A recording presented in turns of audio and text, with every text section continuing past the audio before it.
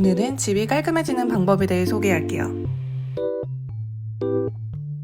저희 집에 오시는 분들이 꼭 물어보세요.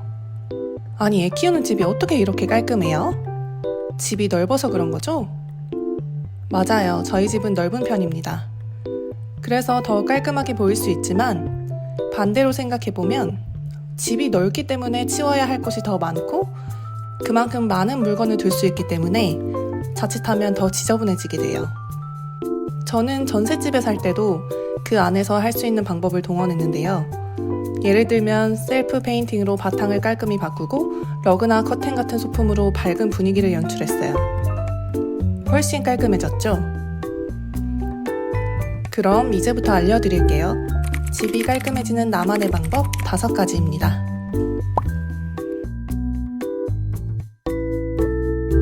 미니멀 인테리어라고 하니까 뭔가 인테리어를 새로 해야 할 것 같고 우리 집은 해당이 안 될 것 같고 그러신가요?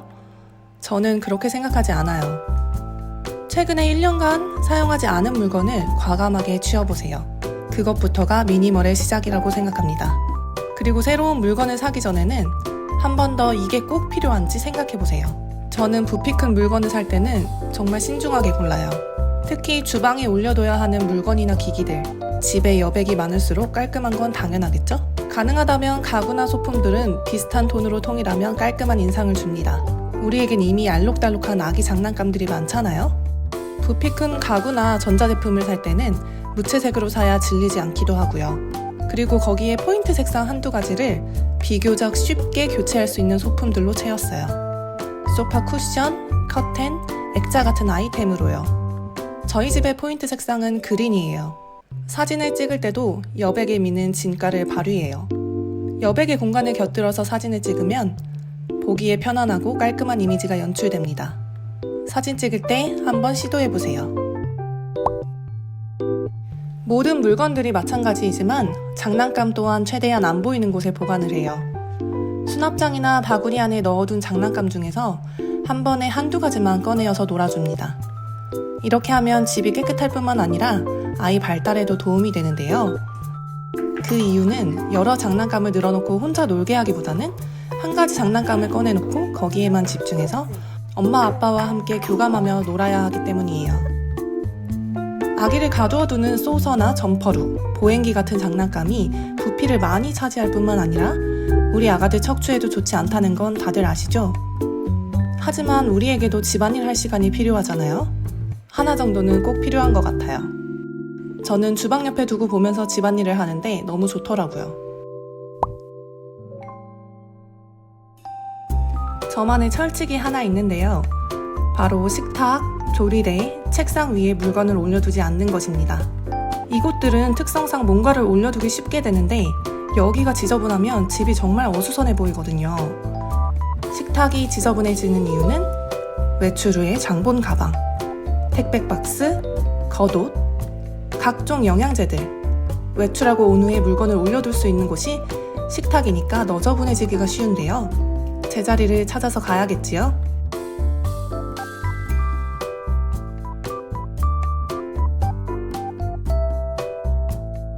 영양제는 눈에 안 보이면 잘 안 챙겨 먹게 되거든요. 그래서 저는 알람을 맞춰두고 있습니다. 주방이 깔끔한 비결 중에 또 한 가지는 바로 이거예요. 믹서기, 착즙기, 토스터기를 장 안에 쏙 넣었습니다.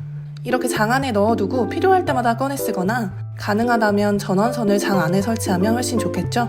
또 한 가지 집이 지저분해 보이는 포인트는 바로 정리되지 않은 선들이에요. 시중에 전선들을 가려주는 이런 제품들이 아주 많거든요.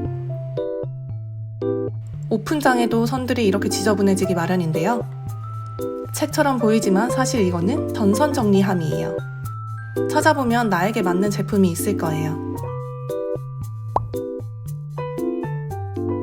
너무 당연한 이야기인데 그때그때 정리하는 게 가장 좋잖아요. 그치만 아기를 키우는 입장에서는 그때그때 치우는 게 너무 어려워요. 바로 이럴 때 말이죠. 그렇지만 침대 정리만큼은 일어나서 바로 합니다. 저는 아침잠이 많기 때문에 잠을 깨려는 저만의 의식이기도 하고요. 이렇게 침대 정돈부터 시작한 하루는 이 깔끔함을 유지하고 싶어지는 마음이 생기더라고요. 그리고 하루를 활기차게 보낼 수 있는 왠지 모를 에너지가 생기게 됩니다. 반면에 침대가 이렇게 지저분한 상태로 하루를 보내게 되면 집이 점점 어수선해지고 어디서부터 손을 대야 할지 엄두가 안 나게 돼요. 자고 일어나서 침구 정리부터 해보는 건 어때요?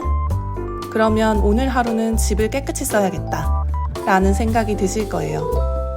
우리는 아기도 봐야 하고 집안일도 해야 하고 시간이 너무 부족하기 때문에 식기세척기나 로봇 청소기, 건조기 같은 이모님들을 최대한 활용해야 합니다. 아가랑 함께 보내는 시간도 너무 소중하니까요.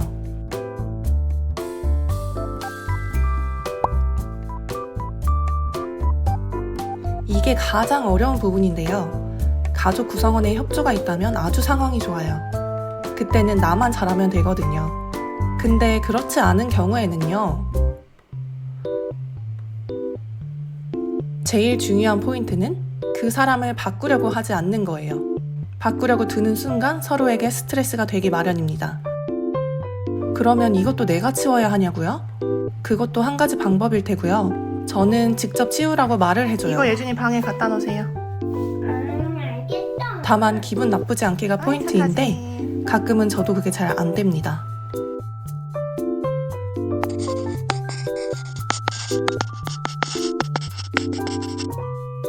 결국 집이 깨끗해지는 방법은 내 행동을 바꾸는 것 뿐입니다. 일본의 경제학자인 오마에 게니치는 말했어요. 인간을 바꾸는 방법은 3가지뿐이다. 시간을 달리 쓰는 것, 사는 곳을 바꾸는 것, 새로운 사람을 사귀는 것. 새로운 결심을 하는 것은 가장 무의미한 행위다. 지금부터 여러분의 시간을 달리 써보는 건 어떨까요? 오늘도 당신의 육아를 응원합니다.